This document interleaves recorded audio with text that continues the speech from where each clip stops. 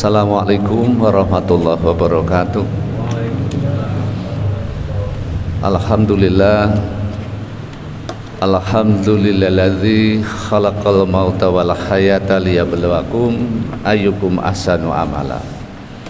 Asyhadu an la ilaha illallah wahdahu la syarikalah wa asyhadu anna Muhammadan abduhu wa rasuluhu la nabiyya ba'dah. Allahumma sholli ala Muhammad wa ala ali Muhammad innaka Hamidum Majid. Raditu billahi rabba wa bil islami dina wa bi Muhammadin nabiyya wa rasulah. Rabbi shrah li sadri wa yassir li amri wahlul 'uqdatam min lisani yafqahu qawli. Amin ya rabbal alamin. Jamaah salat duhur yang saya hormati, marilah kita bersyukur kehadirat Allah Subhanahu wa Ta'ala yang telah memberikan nikmat dan karunia-Nya kepada kita semua, sehingga sampai saat ini kita bisa membuktikan keislaman kita. Karena Islam itu artinya patuh, taat, tunduk gitu. Jadi kita bersyukur karena bisa mewujudkan ketaatan kita kepada Allah Subhanahu wa Ta'ala, yaitu melaksanakan ibadah sholat duhur dengan berjamaah. Karena ketaatan itu merupakan bukti konsistensi kita ya, sebagai orang Islam. Jadi orang Islam itu ya ketika ada perintah itu kita mentaati dan melaksanakannya. Salah satu diantaranya kita bisa melaksanakan panggilan Allah untuk melaksanakan ibadah sholat duhur dengan berjamaah. Bapak Ibu yang saya hormati, orang masuk Islam itu sangat beragam. Ya, ada karena orang tuanya kita masuk Islam, ada yang karena memang keturunannya, keluarganya dan lain sebagainya, ada yang karena istri, ada yang karena memang kita masuk Islam itu mempelajari betul, kita mengkaji semua agama dan akhirnya kita mengambil keputusan untuk berislam. Di dalam Islam sudah dijelaskan, di dalam Al-Quran itu Allah berfirman, a'udzubillahi minasyaitonirrajim, innad-dina indallahil Islam. Jadi sesungguhnya agama yang diridhoi di sisi Allah itu hanyalah Islam. Jadi di antara agama-agama yang ada itu, ini ayatnya jelas ya, yang diridhoi itu hanya Islam. Bahkan di ayat yang lain, surat Quran surat Ali Imran ayat 85 itu malah semakin jelas, wa may yabtaghi ghairal islam dina fala yuqbala minhu wa huwa fil akhirati minal khasirin. Jadi barang siapa yang mencari agama selain Islam, dia tidak akan diterima, dan di akhirat nanti dia termasuk orang yang rugi gitu ya. Oleh karena itu, hadirin yang saya hormati, kita bersyukur ya masih diberikan hidayah oleh Allah untuk tetap Islam sampai saat ini, dan kita harus mempertahankan sampai akhir hidupnya nanti. Karena ya ayyuhalladzina amanu, ya ayyuhalladzina amanu taqullaha haqqa tuqatih wa la tamutunna illa wa antum muslimun. Orang-orang yang beriman, takwalah kepada Allah dan janganlah kamu sekali-kali mati ya, kecuali dalam keadaan Islam. Oleh karena itu, hadirin yang saya hormati, untuk memantapkan keislaman kita, marilah kita coba mencari alasan mengapa ya Islam itu satu-satunya agama yang diridhoi di sisi Allah. Yang pertama, Islam itu adalah ajaran ketuhanan atau robbaniyah, yaitu Islam itu berpedoman pada Al-Quran dan Sunnah Rasulullah Sallallahu Alaihi Wasallam yang dirancang oleh Allah Subhanahu Wa Taala untuk mengatur hidup manusia demi terciptanya kemaslahatan hidup di dunia maupun di akhirat. Oleh karena itu mustahil hal itu dapat kita raih, hal itu dapat kita capai tanpa memperbaiki hubungan kita dengan Allah Subhanahu wa taala. Nah, itu. Karena di dalam Al-Qur'an disebutkan surat Asy-Syiqqaq itu yang berbunyi a'udzubillahi minasyaitonirrajim. Ya ayyuhal insanu innaka kadhikun ila rabbika kadhan famulaqih. Hai manusia, sesungguhnya kamu telah bekerja dengan sungguh-sungguh menuju Tuhan, maka pasti kamu akan menemuinya. Jadi untuk menuju kepada Allah itu tidak bisa ya sak tetae, tidak bisa sak longgare, tidak bisa sak kobere, tidak bisa ya semaunya gitu. Tapi butuh kerja yang sungguh-sungguh, butuh serius gitu. Nah, bukti keseriusan itu ya ketika kita mendapatkan perintah ya sami'na wa ata'na. Ketika kita mendapatkan perintah untuk sholat ya bergegas-gegas gitu. Untuk sholat, tinggalkan seluruh aktivitas ya yang ada itu. Insya Allah kalau itu kita laksanakan dengan sungguh-sungguh, dengan tulus ikhlas, Allah akan melimpahkan barokahnya dari langit maupun dari bumi itu. Nah, hadirin jamaah salat zuhur yang saya hormati, untuk menuju kepada Allah Subhanahu wa taala itu butuh metode ya, butuh cara ya. Nah, cara yang digunakan itu adalah harus dengan menggunakan manhaj ya, robbani yang murni ya, yang bersumber dari Al-Quran, yang bersumber dari Allah Subhanahu wa taala, dan yang dirisalahkan kepada Rasulullah Sallallahu Alaihi Wasallam yang terakhir itu ya. Jadi Nabi Muhammad Sallallahu Alaihi Wasallam itu ya mengajarkan ajaran Islam yang berarti ajarannya selamat itu, karena Islam itu selamat dari penyimpangan ya, penyimpangan dan mencampur adukkan dengan spekulasi-spekulasi pemikiran manusia ya. Jadi Islam itu adalah murni sumbernya, murni akidahnya, murni syariatnya ya, yaitu Allah Subhanahu wa taala, dan menjamin sumber ajarannya. Inna nahnu nazzalna dzikra wa inna lahu lahafidun. Jadi sesungguhnya Allah lah yang menurunkan Al-Qur'an, dan sesungguhnya Allah benar-benar memeliharanya. Jadi hanya Al-Qur'anlah satu-satunya kitab suci, dan Allah Subhanahu wa taala menjamin ya terpeliharanya atau keasliannya kitab suci itu dari perbuatan ulah jahil manusia. Dan kesucian Al-Quran itu dapat terjaga karena memang ada jaminan dan penjagaan dari Allah Subhanahu wa taala. Siapapun termasuk Nabi sekalipun itu tidak memiliki wewenang dan kemampuan untuk membuat Al-Quran. Bahkan Allah Subhanahu wa taala mengancam Nabi jika berani memalsukan Al-Quran.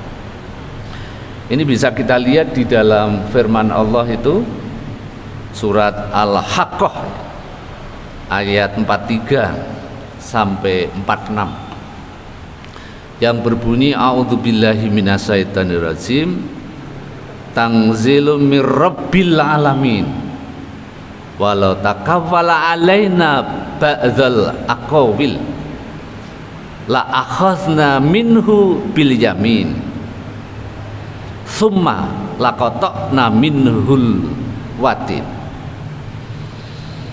yang artinya kurang lebih ia adalah wahyu yang diturunkan. Jadi Al-Quran itu adalah wahyu yang diturunkan dari Tuhan semesta alam. Seandainya dia Muhammad mengadakan sebagian perkataan atas nama Allah, artinya membuat perubahan atau tambahan di dalam Al-Quran itu, niscaya atau Allah niscaya benar-benar kami pegang dia. Artinya kalau sampai Nabi itu mengadakan pemalsuan atau merubah ayat-ayat, kami pegang dia itu tangan kanannya, kemudian benar-benar kami potong urat tali jantungnya, atau mungkin dalam bahasa lain yang gampang itu sampai Nabi itu mengubah Al-Quran, ayo bunuh itu. Mungkin bahasanya yang lebih gampang. Jadi nggak main-main ini. Allah menjaga kemurnian Al-Quran, Allah menjaga kesucian Al-Quran. Buktinya banyak sekali orang yang hafid Al-Quran. Bahkan di Indonesia itu paling banyak penghafal Al-Qurannya dibandingkan dengan negara-negara Timur Tengah. Bahkan orang yang tidak memungkinkan untuk bisa hafal Quran tetapi dia bisa hafal Quran, itu menunjukkan keagungan dan kebesaran Allah Subhanahu wa taala. Itu alasan yang pertama. Kemudian alasan yang kedua, mengapa kita memilih Islam merupakan satu-satunya agama yang diridhoi oleh Allah itu, Islam adalah ajaran insaniyah. Jadi kalau kita merenungkan, kita memerhatikan, kita mencermati ayat-ayat yang terdapat di dalam Al-Quran, kita memikirkan tema-temanya, barangkali kita bisa mengambil kesimpulan bahwa Al-Quran itu diturunkan oleh Allah Subhanahu wa taala sebagai pedoman hidup manusia. Itu. Kalau kita lihat penyebutan manusia di dalam Al-Quran itu, misalkan Al-Ihsan itu sampai 63 kali. Kemudian An-Nas itu sampai 240 kali. Ya, kemudian Bani Adam itu sebanyak 6 kali. Dan Basar itu sebanyak 25 kali. Bahkan surat yang pertama turun, surat Iqra ayat 1 sampai 5 itu sebutannya sudah 2 kali insan. Jadi Iqra bismi rabbikal ladzi khalaq khalaqal insana min 'alaq. Iqra wa rabbukal akramul ladzi 'allama bil qalam 'allamal insana ma lam ya'lam. Jadi 5 ayat yang turun pertama kali itu kata-kata insan itu sudah 2. Jadi selain itu, sosok Nabi yang dikirimkan oleh Allah Subhanahu wa taala itu juga sebagai teladan. Jadi Nabi itu sebagai teladan, sebagai pemberi kabar untuk umat manusia dari kalangan manusia itu sendiri, yang rekam jejaknya, yang biografinya itu tercatat di dalam sejarah umat manusia. Itu menunjukkan keberadaan Nabi itu tidak terbantahkan oleh sejarah. Bahkan di dalam banyak kesempatan Al-Quran memperkuat unsur kemanusiaan Nabi Muhammad SAW. Sebagaimana di dalam surat Kahfi itu ayat 110, Allah berfirman, a'udzubillahi minasyaitonirrajim, qul innama ana basarum mislukum yuha ilayya annama ilahukum ilahu wahid faman kana yarju liqa'a rabbih falya'mal amalan sholihan wa la yusyrik bi ibadati rabbih ahada. Yang artinya katakanlah, sesungguhnya aku ini adalah manusia biasa seperti kamu yang diwahyukan kepadaku, bahwa sesungguhnya Tuhan kamu itu adalah Tuhan yang Maha Esa. Maka barang siapa yang mengharapkan pertemuan dengan Tuhannya, maka hendaklah mengerjakan kebajikan, dan janganlah dia mempersekutukan dengan sesuatu pun dalam beribadah kepada Tuhannya. Jadi kalau kita menghendaki perjumpaan dengan Allah, kita diperintahkan untuk mengerjakan kebajikan dan tidak mensekutukan ya, dalam beribadah kepada Tuhan. Kemudian di dalam ayat yang lain, keteladanan dari Nabi itu sebagai manusia biasa itu di dalam Al-Quran surat Al-Ahzab ayat 21, laqad kana lakum fi rasulillahi uswatun hasanah liman kana yarjullaha wa yaumal akhir wa dzakarallahu katsir. Itu apa di dalam Al-Quran surat Al-Ahzab ayat 21 yang artinya sungguh telah ada suri tauladan yang baik pada diri Rasulullah Shallallahu Alaihi Wasallam untuk bagimu, yaitu orang-orang yang mengharapkan rahmat Allah dan kedatangan hari kiamat, dan orang yang banyak mengingat Allah. Jadi keteladanan Nabi itu ya bagi orang yang mengharapkan rahmat Allah, bagi orang yang percaya kedatangannya hari kiamat, serta orang yang memperbanyak ingat kepada Allah atau zikir kepada Allah. Oleh karena itu, hal-hal yang lain dalam rangkaiannya dengan ibadah mahdoh yang hubungannya dengan langsung dengan Tuhan, ternyata juga selalu dikaitkan dengan perhatiannya kepada aspek kemanusiaan dan sosial kemasyarakatan. Ini kita bisa lihat misalkan kewajiban sholat. Ini selalu dikaitkan dengan pencegahan terhadap perbuatan yang keji dan mungkar. Jadi inna sholata tanha anil fahsya'i wal munkar itu ya. Kemudian kecelakaan bagi orang-orang yang sholat, tetapi orang sholat yang celaka itu karena hanya sekedar sholatnya formalitas, sholatnya hanya menggugurkan kewajiban, sholatnya hanya sak penake, sholatnya hanya sekedarnya itu sak longgare, dan enggan memberikan bantuan. Ini bisa kita lihat di dalam surat Al-Maun itu ya. Nah, demikian pula kewajiban zakat, sedekah ya. Ini di samping untuk penyucian jiwa dan harta, juga sekaligus zakat, infak dan sedekah itu untuk menggembirakan orang lain, untuk membebaskan, untuk meringankan penderitaan orang lain dari himpitan kefakiran. Begitu juga ibadah puasa dan ibadah haji. Ini juga di samping berdimensi ketuhanan, juga sekaligus berdimensi kemanusiaan. Bapak Ibu yang saya hormati, Islam yang bersumber pada Al-Quran dan hadis itu karena ditujukan kepada manusia, maka ajarannya itu juga disesuaikan dengan kemampuan manusia. Sebagaimana Allah mengingatkan, la yukallifullahu nafsan illa wus'aha itu. Jadi Allah tidak membebani seseorang melainkan sesuai dengan kemampuannya. Yang terakhir, hadirin yang saya hormati, Islam itu mengakui adanya kebutuhan biologis. Ya. Jadi manusia itu memiliki kebutuhan biologis, tetapi bukan untuk dikekang ya, seperti para romo, kemudian pastor dan biksu gitu, sehingga tidak menikah ya. Sebagaimana di dalam Al-Quran surat Al-Hadid ayat 27 itu. Dan mereka juga ya,